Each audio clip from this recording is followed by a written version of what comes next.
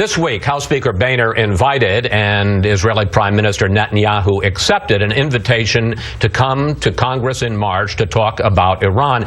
All of this doing it without any consultation of the White House.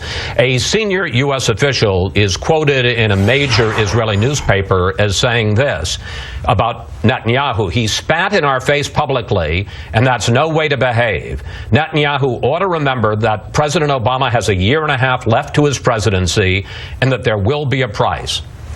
What's the price? Look, I don't know who made that quote. That's not my position. That's not the president's position.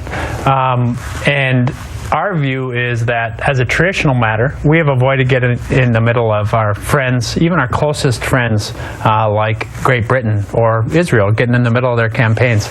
Given the proximity of this visit to that election in Israel, we just think it doesn't make any sense for us to have a meeting, so that's how we're going to treat it. But also, let's take a step back and talk a little bit about the strength of this bilateral relationship and its breadth, from our shared values to intelligence to military, I understand that, and that's exactly how we're going to treat this. But are you angry, honestly? Is the President, is the White House, are you angry with Speaker Boehner for doing this on his own and for Netanyahu accepting it on his own without any consultation with the White House?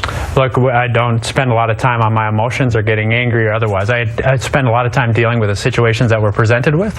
And here's the way the President has always seen the U.S.-Israel relationship: as above partisan politics, something that is fundamentally in our interests. And so that's how we'll continue to treat this, irrespective of how this thing goes back and forth. But the fact is that the Secretary of State, John Kerry, met with the Israeli ambassador to the U.S., Mr. Dermer, for 2 hours on Tuesday. Dermer never mentioned that to him. Doesn't that raise issues about the strength of the relationship?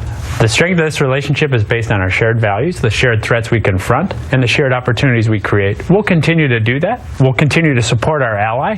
I'll let Secretary Kerry or maybe even Ambassador Dermer explain why that occurred the way it did. The President's view is this relationship is in the national interest. It should be treated as nonpartisan. That's the way it's always been treated, and that's exactly how we'll do it.